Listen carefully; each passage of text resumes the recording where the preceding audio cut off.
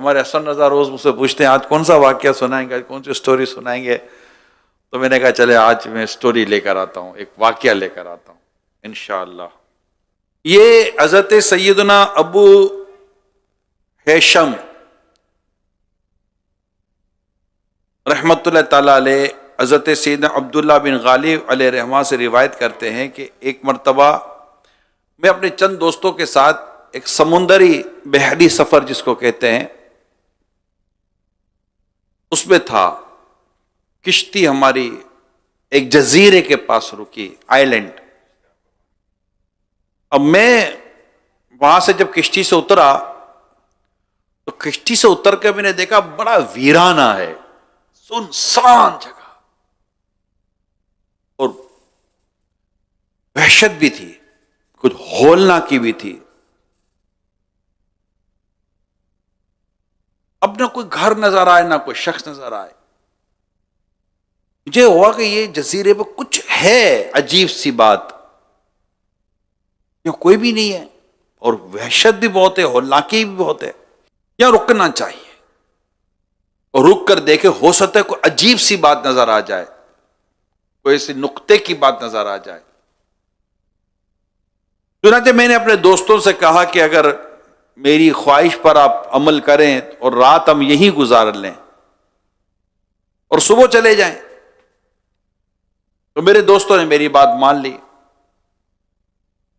اب میں جب اس جزیرے کا جائزہ لینے لگا تو دور مجھے ایک مکان نظر آیا۔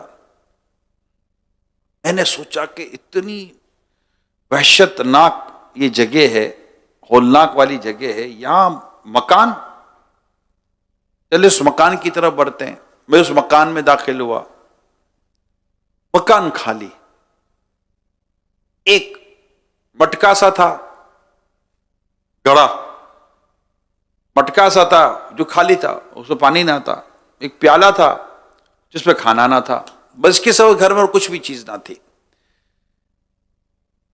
شام کا وقت تھا، یعنی دوپہر، ابھی تو دن کا وقت تھا۔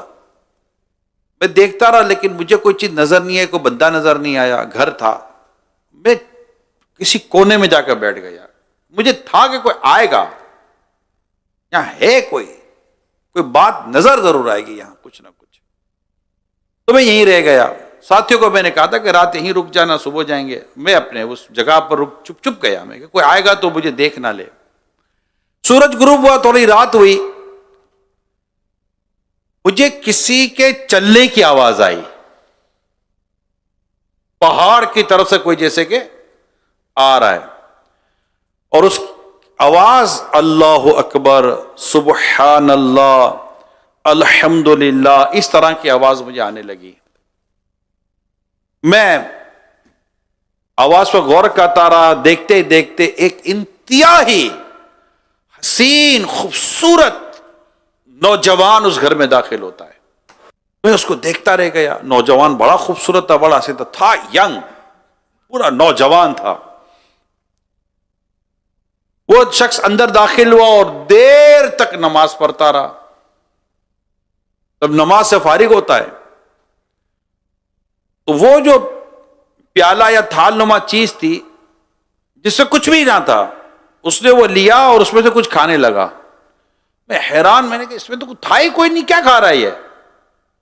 پھر بھی اچھا، اب اس کے کھانے کے بعد وہ اس مٹکے کی طرف گیا،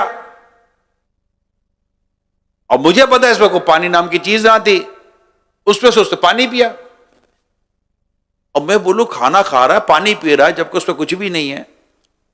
پھر دوبارہ وہ نماز میں مصروف ہو گیا، رات بھر نماز پڑھتا رہا، اور میں اس کو دیکھتا رہا۔ فجر ہو گئی، رات بھر عبادت کرتا رہا۔ اب جیسے ہی وہ فجر کی نماز کی تیاری کر رہا تھا، مجھ سے اب رہا نہیں گیا، میں اس کے سامنے آ گیا، اور میں نے فجر اس کے ساتھ باجماعت ادا کی۔ اب اس نے کہا بھائی آپ کون ہو؟ میرا گھر ہے، آپ اجنبی ہو، اب میرے گھر میں آئے کیسے؟ اس نے کہا میں کو بری نیت سے، برے ارادے سے نہیں آیا، اسی طرح میں گزرا تھا، میں یہ دیکھا اور مجھے تھا کہ یہاں کوئی ایسی عجیب سی چیز، حیران کرنے والی شے مجھے محسوس ہوگی تو میں رک گیا، اور میں دیکھ رہا ہوں یہ جو کچھ ہو رہا ہے۔ بھائی آپ ہو کون؟ اور یہ مجھے بتائیے کہ یہ پیالہ خالی تھا، کھا کیا رہے تھے؟ مٹکا خالی تھا، پی کیا رہے تھے؟ کہا میں وہ کھا رہا تھا جس کی دنیا طلب نہیں کرتی، اور میں وہ پی رہا تھا جس کی دنیا طلب نہیں کرتی۔ یعنی کوئی غیبی کھانا تھا، غیبی پانی تھا۔ بڑا متاثر ہوا۔ خیر پھر اس نوجوان جو وہاں گھر میں جو اجنبی شخص تھا، اس نے کہا دیکھیں بھائی جان، مسئلہ یہ ہے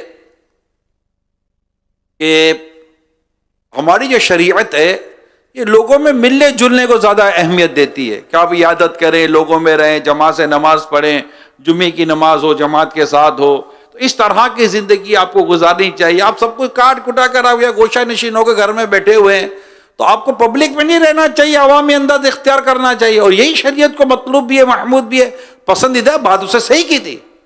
اس نیک نوجوان جو اس پر اسرار جزیرے میں نظر آیا، اس نے کہا کہ آپ درست کہہ رہے ہیں، ایسا ہی ہے اور ایسا ہی ہونا چاہیے۔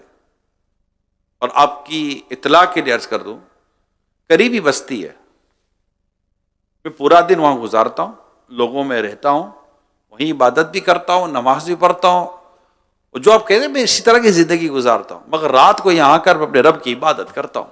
مجھے ایسا لگا جیسے میں نے جب یہ حکایت پڑھی کہ وہ اللہ پاک کی عبادت لوگوں سے چھپ کر کرنے کو پسند کرتا ہے، اور اس کو اپنے رب کی پہچان، رب کی معرفت، رب کا قرب نصیب ہوا تھا۔ وہ وہاں آ کر تنہائی میں اپنے رب کو یاد کرتا تھا،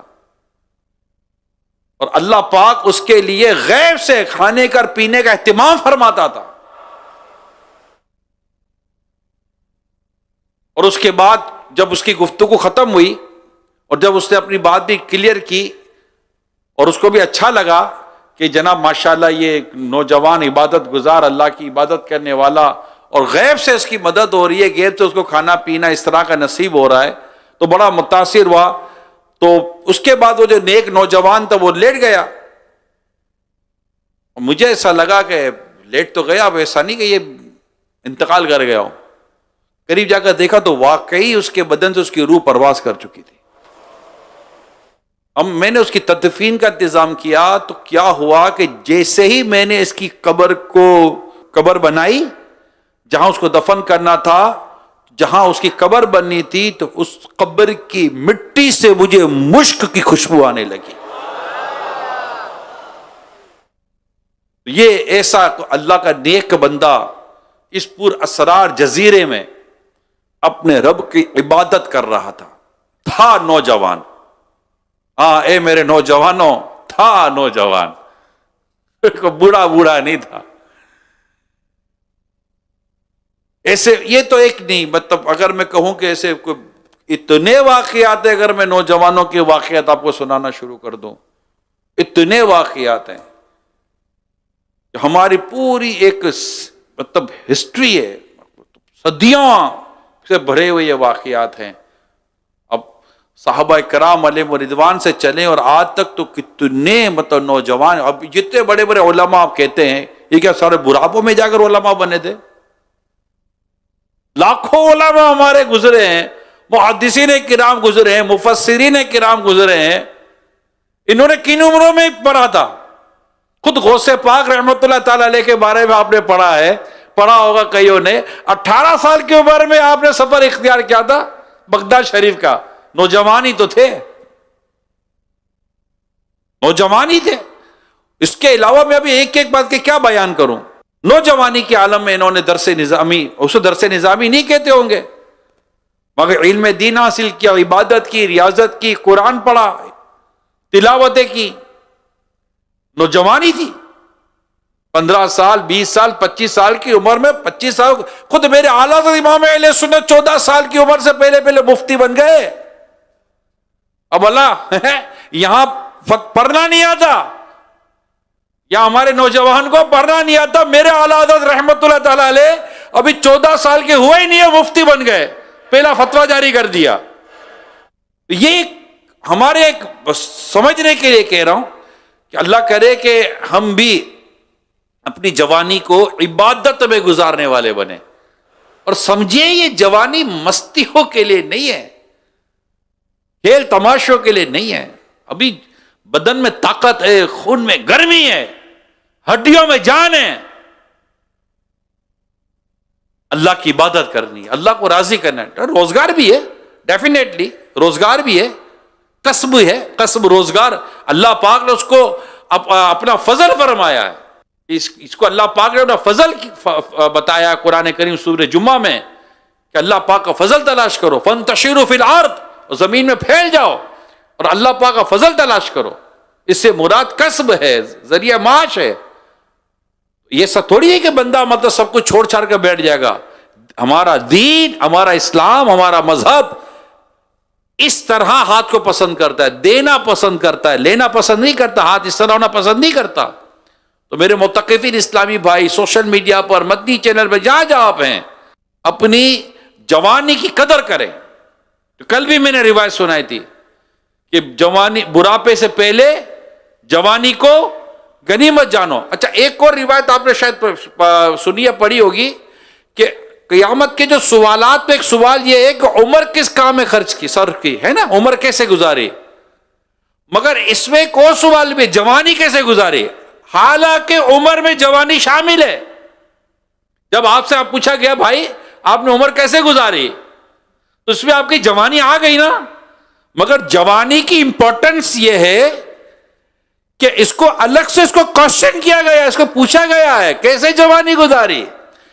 یہ امپورٹنس ہے نا، یہ جوانی کی اہمیت بھی اس سے پتہ چلتی ہے. مثال کے طور پر ایمان کے اتنے شعبے ہیں، حدیث میں آتا ہے ایمان کے شعبوں کا بیان کیا گیا، اور ساتھ ہی فرمایا الحیاء شعبۃ من الایمان، کہ حیا بھی ایمان کا ایک شعبہ ہے.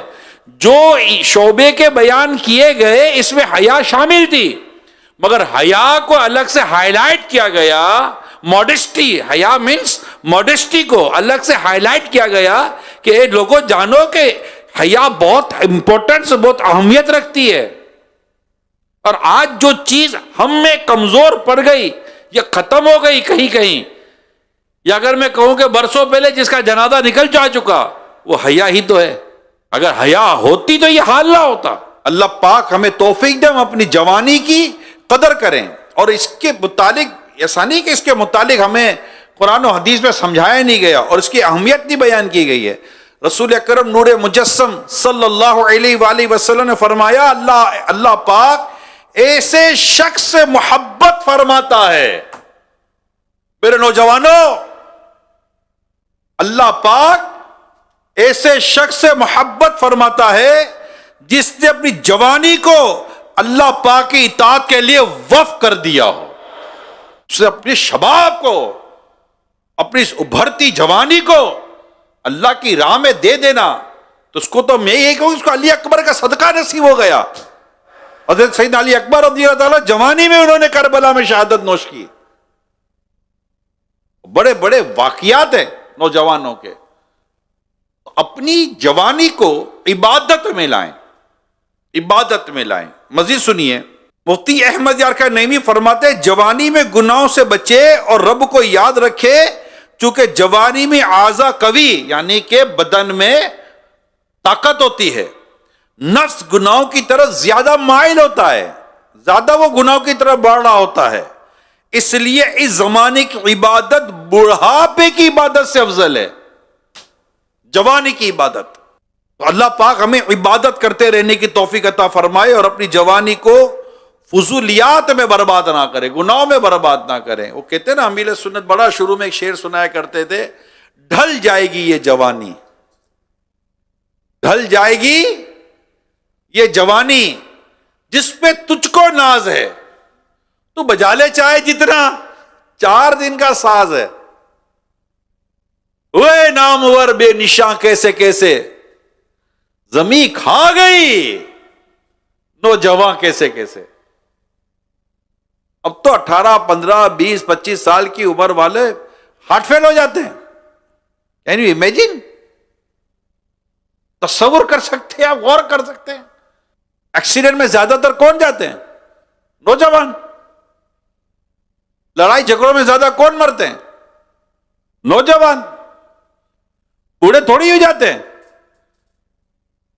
جوانی میں یہ کام برا ہو جاتا ہے بندے کا، سمجھتا ہے ابھی میرا ٹائم باقی ہے، ٹائم نہیں باقی ہوتا۔ اللہ کرے کہ یہ جوانی، یہ عمر ہماری عبادت میں گزرے۔ رسول اکرم نور مجسم صلی اللہ علیہ وسلم نے ارشاد فرمایا، اللہ پاک کی حرام کردہ چیزوں سے بچنے اور اس کے احکامات اور عمل کرنے والے نوجوان سے اللہ پاک فرماتا ہے تیرے لیے 70 صدیقوں کے برابر ثواب ہے۔ کیا نصیب والے نوجوانوں، مسجد میں آ کر بیٹھ گئے ہو، بیان سن رہے ہیں آپ، اور اس پر اللہ کا شکر ادا کریں کہ کوئی کہیں جا کر گناہ کر رہا ہوگا اور اللہ پاک نے ہمیں توفیق دیے کہ ہم اس کی عبادت کرنے میں مصروف ہو جائیں۔ عبادت اللہ کی توفیق کے بغیر تو ہو ہی نہیں سکتی۔ کوئی کہے کہ میں نے خود سے کر لیا، نادان ہے۔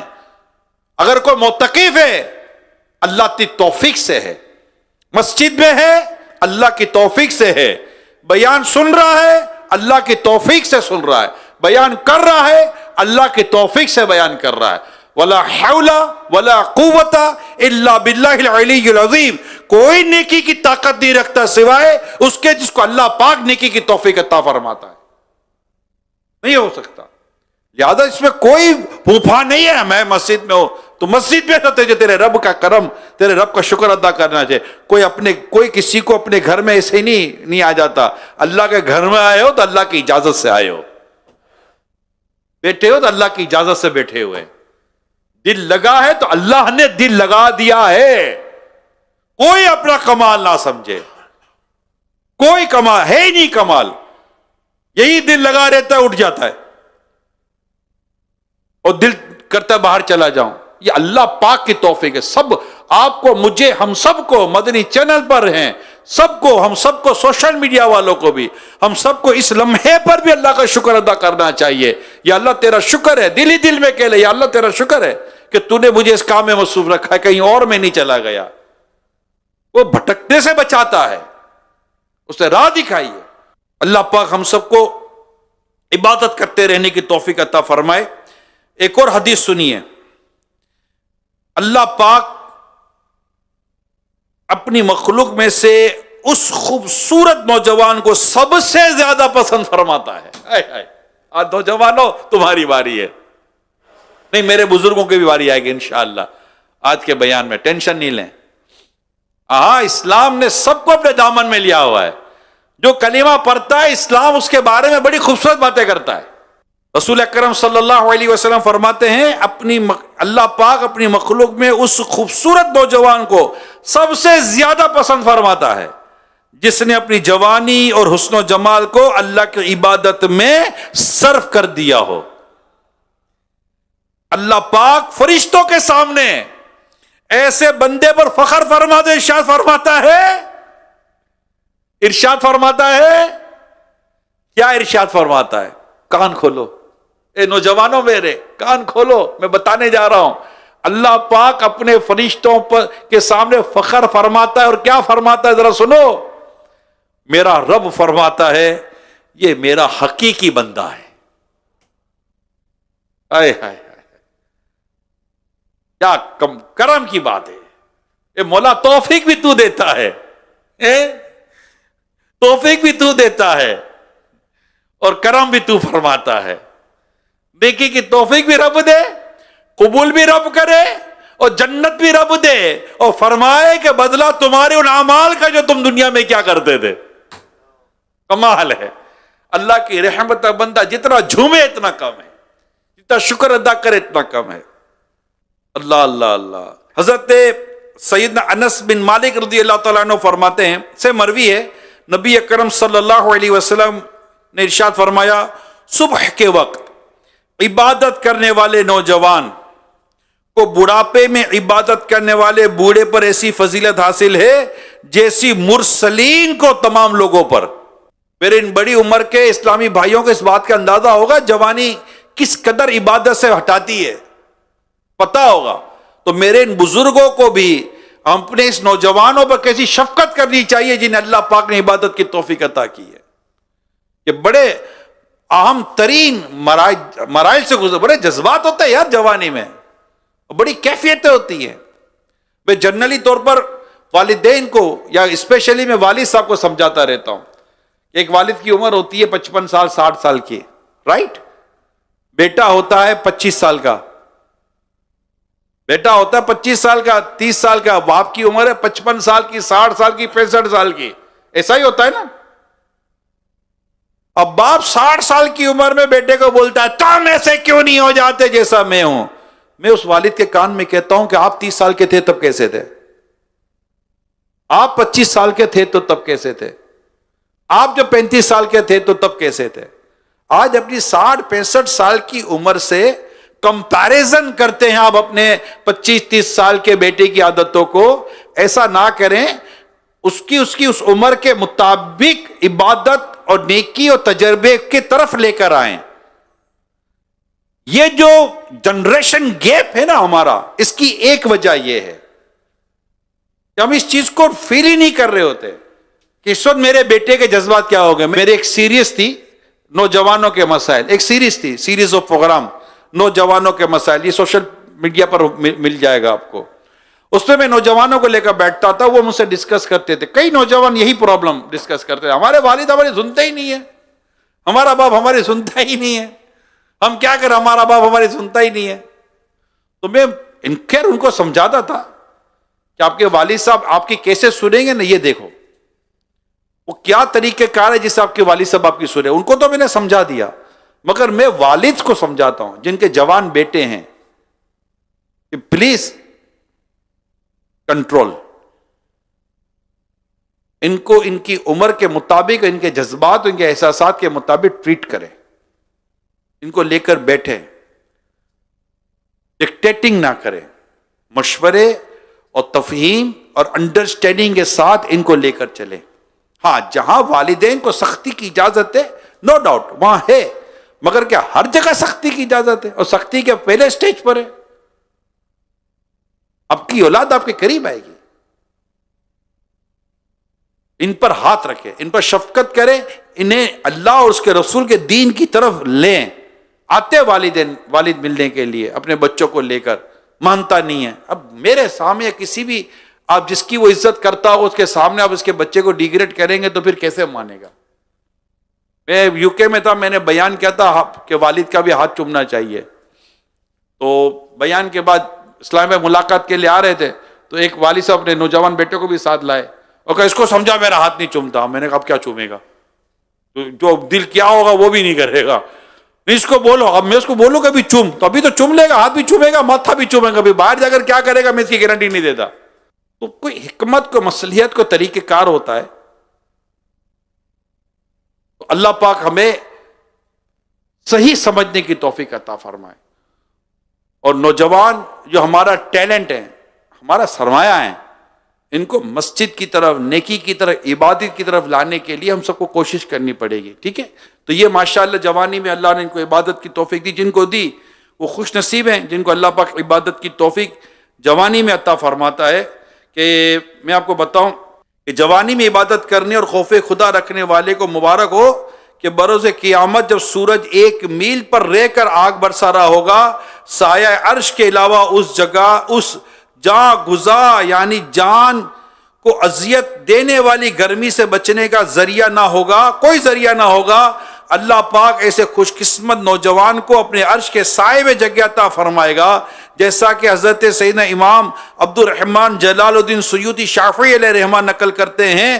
حضرت سیدنا سلمان رضی اللہ تعالیٰ عنہ نے حضرت سیدنا ابو درداء رضی اللہ تعالیٰ عنہ کی طرف خط لکھا کہ ان صفات کے حامل مسلمان عرش کے سائے میں ہوں گے. یعنی جس میں یہ مسلمانوں میں عادت ہوگی اللہ پاک انہیں اپنے عرش کے سائے میں جگہ دے گا. ان میں سے 2 یہ ہیں. نمبر 1 وہ شخص جس کی نشو و نما اس حال میں ہوئی کہ اس کی صحبت، جوانی اور قوت اللہ پاک کی پسند اور رضا والے کاموں میں صرف ہوئی. نمبر 2 وہ شخص جس نے اللہ کا ذکر کیا اور اور اللہ کے خوف سے اس کی آنکھوں سے آنسو بہہ نکلے. ایسے کو اللہ پاک اپنے عرش کے سائے میں جگہ دے گا جس نے اپنی جوانی کو اللہ کی عبادت میں گزارا ہے. تو اس کے لیے بس اللہ پاک کی رحمت پر جتنا شکر ادا کرے کم ہے کہ اللہ پاک نے ہمیں جوانی میں عبادت کی توفیق دی. اور میرے بڑے بزرگ بوڑھے اسلامی بھائیوں، آپ بولو گے آج یار ہمارے بارے میں کوئی بات ہی نہیں ہو رہی ہے. کرتا ہوں کیوں ٹینشن لے رہے ہو؟ سنو تو صحیح، آپ کے بارے میں رسول اکرم صلی اللہ علیہ وسلم کیا فرماتے ہیں. بس جن کے بارے میں فرماتے ہیں وہ سنیں اور خود دیکھیں کہ میں ایسا ہوں کہ نہیں ہوں. میرے آقا فرماتے ہیں سفید بال نہ اکھاڑو، کیونکہ وہ مسلم کا نور ہے. جو شخص اسلام میں بوڑھا ہوا، اللہ پاک اس کی وجہ سے اس کے لیے نیکی لکھے گا اور خطا مٹا دے گا اور درجے بلند فرمائے گا. اچھا ایک اور حدیث سنیے. حضرت سیدنا کعب بن مرہ رضی اللہ تعالیٰ عنہ سے روایت ہے، پیارے آقا صلی اللہ علیہ وسلم نے ارشاد فرمایا، جو اسلام میں بوڑھا ہوا یہ بڑھاپا اس کے لیے قیامت کے دن نور ہوگا. تو یہ مطلب میں نے پہلے عرض کر دی کہ اسلام کی خوبی ہے یہ کہ اسلام اپنے ماننے والوں کو، اپنے چاہنے والوں کو، جو مسلمان ہو جاتا ہے اسلام اس کے لیے بڑی پیاری پیاری باتیں کرتا ہے. یتیم بچہ اسلام اس کے لیے بات کرتا ہے. لڑکی، مرد، عورت، بچہ، بیوی، شوہر، باپ، ماں، سب کو آپ دیکھیں الگ الگ سب کے لیے باتیں ہو رہی ہے. سب کے لیے کچھ نہ کچھ اسلام و دین کے اندر بات ہو رہی ہوتی ہے. اس کے بہت ڈیٹیل یہ ٹاپک ہے. الغرض میرے پیارے اسلامی بھائیوں، لائف میں چینج لائیے اور اپنے آپ کو ان عاشقان رسول کے ساتھ وابستہ کیجئے جو عبادت کی طرف ہے. دیکھیں آپ جن کے ساتھ رہتے ہیں نا ویسے بنتے ہیں. حدیث میں آتا ہے دوست کے دین پر ہوتا ہے. دیکھو تم کسے دوست بنا رہے ہو. تو دوستی بھی ایک باقاعدہ ٹاپک ہے. فرینڈ شپ باقاعدہ ٹاپک ہے. اس پر باقاعدہ بیان موجود ہے، باقاعدہ اس پر حدیثیں موجود ہے. صحبت پورا ایک موضوع ہے. الصحبۃ مؤثرہ، صحبت میں اثر ہوتا ہے. وَكُونُوا مَعَ الصَّادِقِينَ، اور سچوں کے ساتھ رہو. پورا ایک ٹاپک ہے. ہم یوں نہیں مطلب کہ جس سے مرضی آئے گی دوستی کر لیں گے، مرضی آئے گی اس کی صحبت لے لیں گے. نہیں، دیکھا جائے گا یہ ہے کون، کر کیا رہا ہے، اس کا عقیدہ، اس کا نظریہ، اس کی سوچ، اس کا عمل، اس کا علم، طور طریقہ سب دیکھا جائے گا. تو ہمیں دعوت اسلامی کا یہ جو ہمیں دینی ماحول ملا ہوا ہے. ابھی آپ یہاں ماشاءاللہ رہے آپ کو 2 دن ہو چکے ہیں. کچھ نئے بالکل نیو ارائیول ہوتا ہے اور کچھ عرصے سے چل رہے ہوتے ہیں. تو ہم جب چل رہے یا اسی طرح جو ہمارے باہر اسلامی بھائی ہیں جو نہیں ہے فیضان مدینہ میں یا مسجد میں نہیں ہے، مدنی چینل پر ہیں یا آج سن رہے ہیں کل سنیں گے، آپ اپنی صحبت کا دیکھیں، اپنے دوستوں کو دیکھیں کہ آپ کن کے ساتھ ہیں. جیسوں کے ساتھ ہوں گے ویسے بن جائیں گے. برے کی صحبت تجھے برا بنائے گی، اچھے کی صحبت تجھے اچھا بنائے گی. ان لوگوں کے ساتھ بیٹھے جو عاشقان رسول ہیں، جو عبادت کرتے ہیں، جو آپ کو کہیں یار چلو نماز کے لیے چلتے ہیں، جو آپ کو کہیں چلو یار مدنی قافلے میں چلتے ہیں، جو آپ کو کہیں چلو علم دین سیکھنے کے لیے چلتے ہیں. ورنہ خدا نہ کرتا بری صحبت نہ صرف بے نمازی بناتی ہے کہ بری صحبت آج کے دور میں بری صحبت یقین مانے اچھے خاصے نوجوانوں کو نشے کا عادی بنا رہی ہے. میں اب کی بات کر رہا ہوں. اگر آپ اپنی جوانی کو، اپنی عمر کو اور اپنے معاملات کو سیف کرنا چاہتے ہیں تو سیف گارڈ یہی ہے، اچھی صحبت اختیار کریں، عاشقان رسول میں رہیں، نیک لوگوں میں رہیں. بروں میں رہیں گے تو کل کو یہ سب برباد ہو جائے گا. یعنی چوری تک دوست سکھاتے یار. یہ جو روڈ پہ چلتے پھرتے موبائل اور موٹر سائیکلوں پتہ نہیں کیا کیا جو ہاتھ پیر مارتے ہیں، ان میں تو کئی ایسے ہوتے ہیں جو بس ایسے شوکیا مار رہے ہوتے ہیں. اور جب ان شوکیا مارنے والوں کو جب مارنے والے مارتے ہیں نا پھر سارا شوق ایک طرف چلا جاتا ہے. یعنی یہ بھی گیدرنگ لے جاتی ہے، ہمیں مسجدوں سے دور گیدرنگ لے جاتی ہے، گناہوں کی طرف گیدرنگ لے جاتی ہے، بد نگاہی کی طرف گیدرنگ لے جاتی ہے. اب یہ ساری باتیں مجھے میری زبان تک آپ کو نہیں پتا ہے، لیکن چلے آج جھنجھوڑا جائے، آج بتائے گا یار وٹ ریئلی. دوست کون؟ دوست وہ کہ جب تو خدا کو بھول جائے تو تجھے خدا یاد دلا دے. یہ دوست ہوتا ہے کہ جب ہم رب کو بھولیں تو ہمیں رب کی یاد دلا دے. ایسی صحبت اختیار، ایسی دوستی اختیار کریں گے تو انشاءاللہ دنیا میں بھی بھلائیاں ملیں گی اور رب نے چاہ تو آخرت میں بھی بھلائیاں ملیں گی۔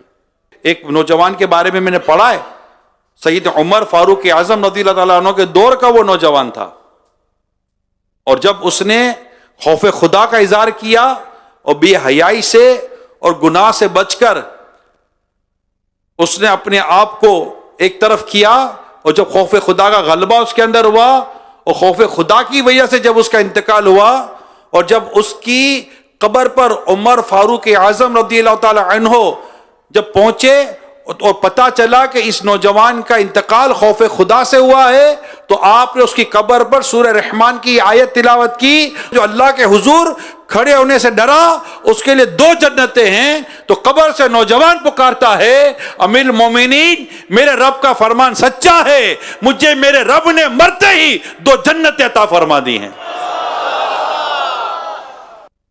خوف خدا کے ساتھ جینے کا تو بات ہی کچھ اور ہے۔ ڈرے بندہ، اپنے رب سے ڈرے نہیں، میرے رب نے منع کیا ہے، میرے رب نے منع کیا ہے۔ اے میرے رب سے محبت کرنے والوں، جس چیز سے رب نے منع کر دیا اس چیز سے بندہ رکے۔ اے رسول اکرم صلی اللہ علیہ وآلہ وسلم سے محبت کرنے والوں، جس چیز سے رسول پاک صلی اللہ علیہ وسلم ہمیں روکا بندہ اس چیز سے رک جائے۔ کہ میں اپنے رب کا بندہ، میں اپنے رب سے محبت کرنے والا ہوں، میں اپنے رب کی نافرمانی نہیں کروں گا۔ اللہ پاک ہم سب کو عمل کرنے کی توفیق عطا فرمائے اور ہم سب کے گناہوں کو معاف فرمائے، اور ہمیں دعوت اسلامی عاشقان رسول کے ساتھ وابستہ رہنے کی توفیق عطا فرمائے۔ آمین بجاہ خاتم نبیین صلی اللہ علیہ وآلہ وسلم۔